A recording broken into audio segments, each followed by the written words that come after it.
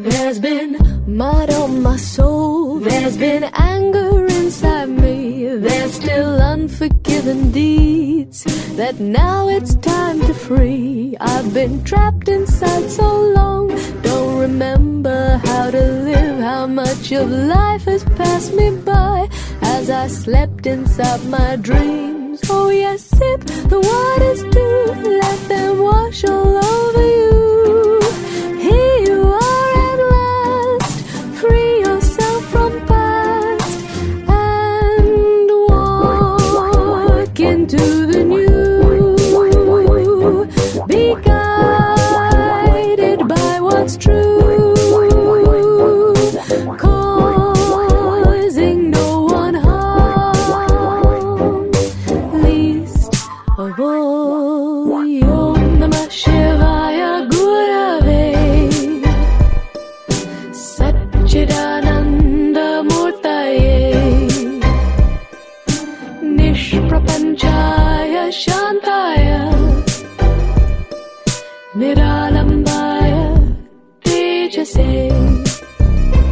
Satyam Shivam Sundaram Sansarasaram Abhayankaram Dukhaharam Karunavataram Jyotirmayam Swayambhu Prakritistudaram Shivasmarami Jagat Swami Nirvikaram.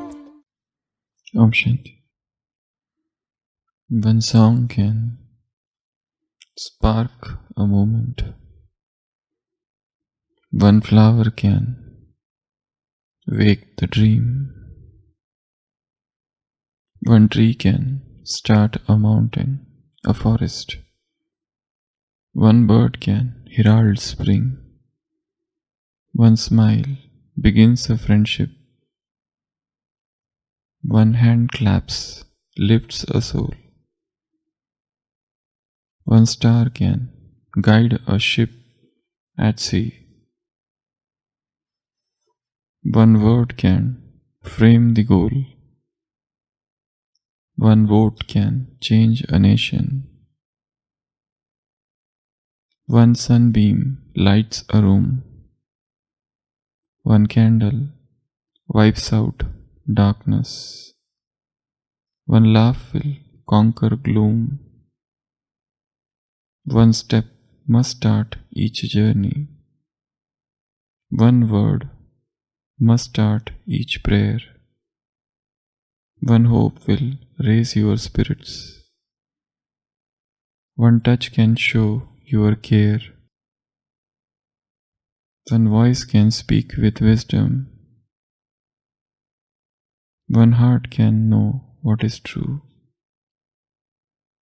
One life can make the difference. You see, it is up to you. So that's the power of you. They say that the journey of 1,000 miles begins with a single step. Every thought is a brick in the construction of building of your character. Every thought, every emotion, every awareness, every memory, every imagination, every fancy, every dream goes a long way in building the edifice of one's personality. Baba has often said in many of the Murlis that Baba himself is Roop and Basant. And also he said that each one of you has to become Roop and Basant. They were princes, highly virtuous, but their stepmother did not like them because she wanted her own son to claim the kingdom. So she banished both of these princes. They were in exile, and for a long time in the forest they spent their time in silence, and under the guidance of sages, rishis of jungle, they developed some innate virtues which were already in them. On the other side, the stepmother, who wanted that her own son should become the king, came to utter frustration because her own son proved to be unworthy of claiming the kingdom. And in the forest, Roop and Basant, they were growing in virtue every day. And it is said that when Roop would say something, flowers would emerge from his mouth. When Basant would say something, jewels would come out of his mouth. Gradually, the fame of Roop and Basant spread like a wildfire.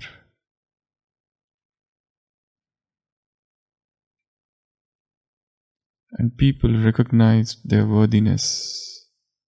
They were brought back, and ultimately they claimed the kingdom. Roop means somebody who is the embodiment of yoga. Yoga Swarup. And Basant means somebody who is the embodiment of Gyan. When Basant would speak, jewels would come out of his mouth. So Baba says, you should become like Roop and Basant. Basant is the embodiment of knowledge, Gyan. And Roop is the embodiment of yoga. In today's Avyakta Murli, Baba has described 4 types of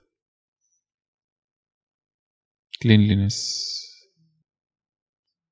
Out of the 4, the cleanliness of the heart or mind is your mind, if it wanders, it is impurity. This is one of the new and the greatest definition of impurity God has ever given. The wandering mind is impurity. The wandering mind is impurity. You have been given the orders.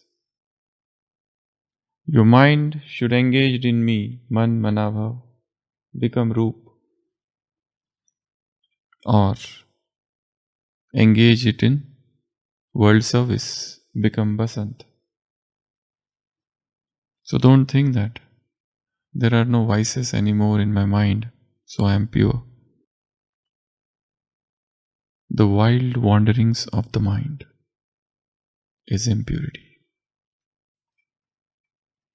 Baba said, your mind only has got 2 functions. Engage your mind in my remembrance, man manabhav, or service. That's it. Except these 2 things, it should not be doing anything else. So the entire training is of the mind.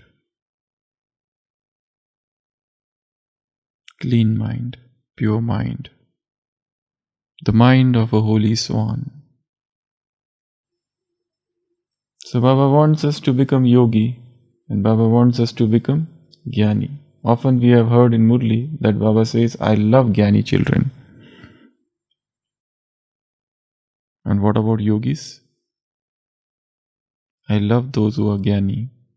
I love them too much because they are full of knowledge. They have understood the knowledge and they explain this knowledge to others.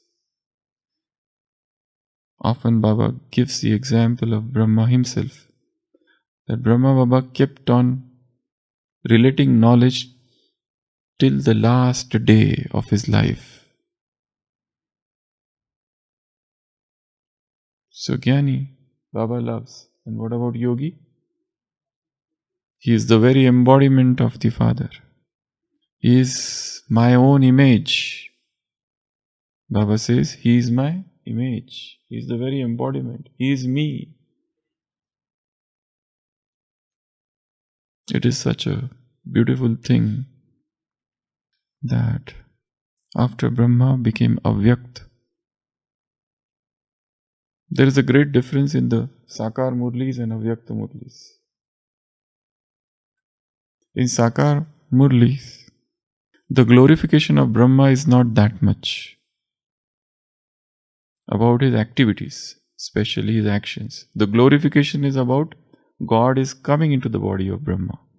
But in all the Avyakta Murlis, Shiv Baba is not giving the example of worldly people to explain perfection. He is giving the example of Brahma. This is what Brahma did. This is what Brahma did. So you do this. But in Sakar Murlis, there are examples and examples, parables and parables, stories and stories. And about Brahma, I come in his body. That sort of glorification is there. But post Sakar life, now Shiv Baba is commenting upon Brahma. This is his life. This happened, that happened, that happened, that happened, that happened. So to explain any point of Murli, he is just quoting Brahma. You have to become free from worry. Look at Brahma. He was carefree emperor. If he has to explain something about chart, he will again quote, look at Brahma. He kept his chart. So every now and then, here and there, God is taking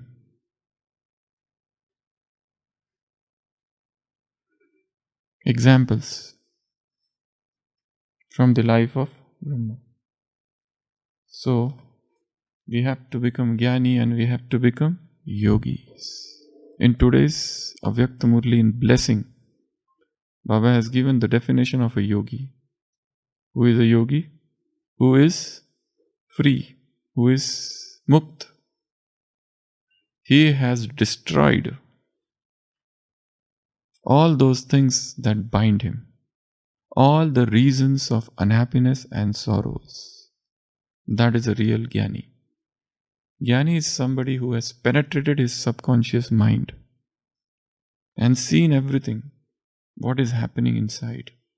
Every emotion, every thought process, every attachment, every repulsion, every thought wave, and how it happens. He has analyzed and reanalyzed everything about life. Everything he has seen with his naked eyes and has come to the conclusion that everything is impermanent. I shouldn't be attached to anything. The moment attachment develops, sorrow starts. So to become Jnani, to become Basant, is not about information. We have got a lot of information about God, about soul, and so on. We have known all these things. But Gyan doesn't mean that. Gyan is a journey from information to knowledge, from knowledge to wisdom to higher consciousness, pragya. Where you understand, where you know, remain understood. Where you know that everything which is happening on the surface is just a play and you remain unruffled. Jnani is to become the embodiment of yoga and yogi is to become embodiment of Gyan. They are interconnected. Gyan means embodiment of yoga and yoga means embodiment of Gyan. So, Gyan means to know the truth, what is true and what is untrue. Gyan is to know Shivam, what is Shiv and what is unauspicious, what is ungodliness, what is godliness and what is ungodliness. Gyan is to know what is beauty and what is ugliness, what is real beauty. Real beauty is not which is appearing on the surface. The real beauty is the beauty of the soul. So what is beauty? What is ugliness? To know this is to become Jnani. In today's Avyakta Murli, Baba said, you are statues of diamonds. Think of this body as a temple. This body is a temple. And who are you? Trustee of this temple. You know, every temple has got board of trustees. So you are the trustee. You cannot put anything impure in this body. So your food has to be extremely pure. You cannot put anything which is impure in this body. You cannot put anything in this body that will make the body heavy. You cannot put anything in this body, that body will go into suffering, sorrow, misery, pain, diseased, laziness, dullness, heaviness, sleepiness, drowsiness. In this yajna we call food by 3 names. One is Brahma Bhojan. Second is Prabhu Prasad or Yajna Prasad, Prasadam. And third is Vaishnav Bhojan. The third name is, this is extremely pure. You are Vaishnav. So whatever you eat with full awareness, with divine consciousness. What I am eating, is it really necessary? What I am eating, is it really extremely pure? What I am eating, am I eating with attachment? Am I eating with a sense of surrender? Am I eating with the sense of gratitude for everyone who contributed to this food? Am I eating in silence? Am I eating in remembrance of the highest? Is it really necessary at this point of time? Or it is an excess? One researcher, one scientist had said, even 1 drop of water in the system is death, extra drop of water. 1 extra drop of water in the system is death. So everything you put here in this body, remember that this body is a temple. How many times they clean the temple? The big temples. You go and see. Have you seen Hare Krishna temples? Different places, ISKCON. So clean, so pure. Balaji. So many temples are there. They are very, very meticulous about cleanliness. So the temple has to be clean, kept absolutely clean. So much so that whatever is coming out of this body should also become odorless.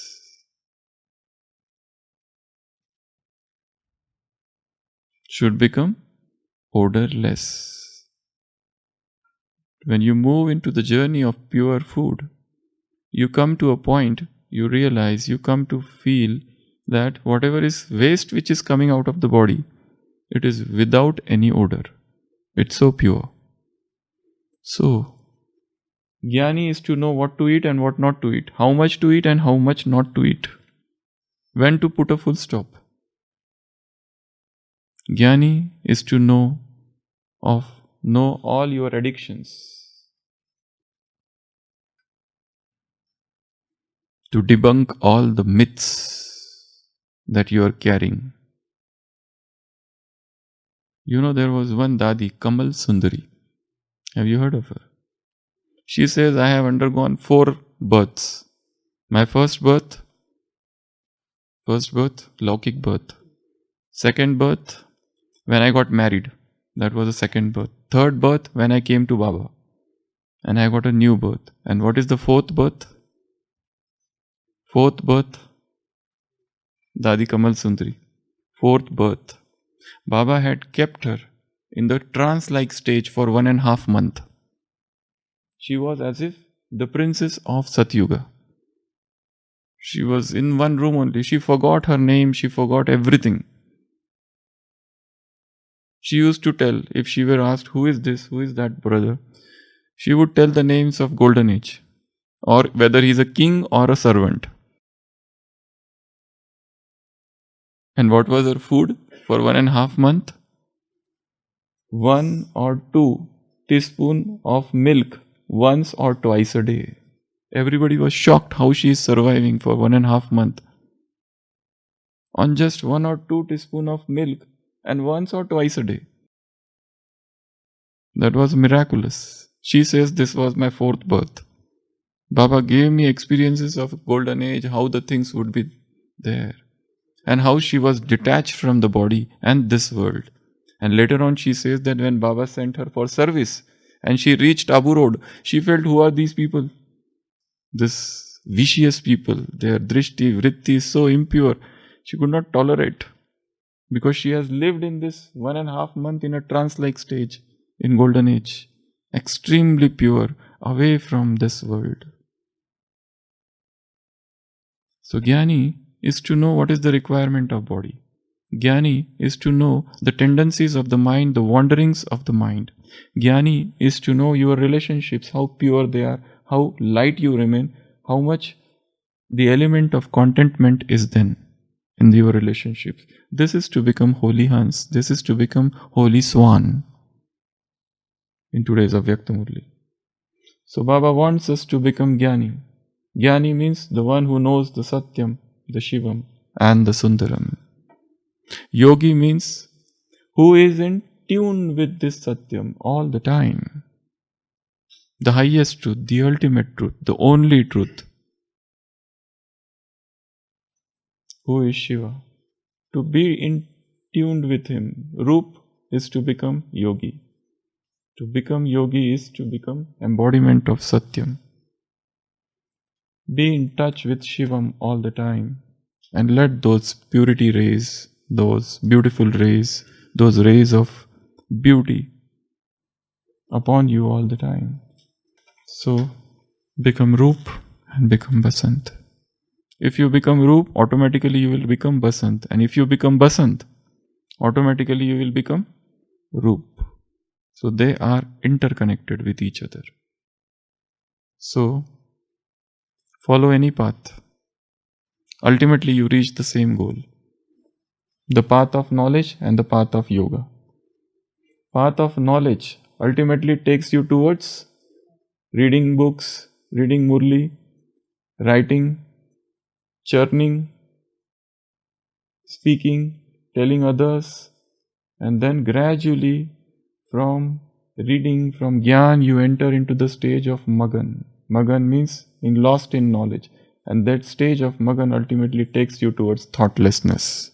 You begin with superfluousness of thoughts, and gradually you become thoughtless. So you enter into the stage of Magan.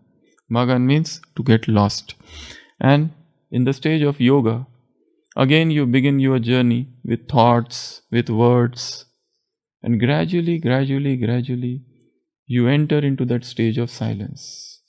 So whether you begin the path of knowledge or the path of Gyan, the result is silence. And silence is wordlessness. Silence is speechlessness. In that speechlessness, in that wordlessness, in that absence of sound, in that soundlessness, you touch Shiva, who is the embodiment of Satyam and Shivam and Sundaram. Om Shanti.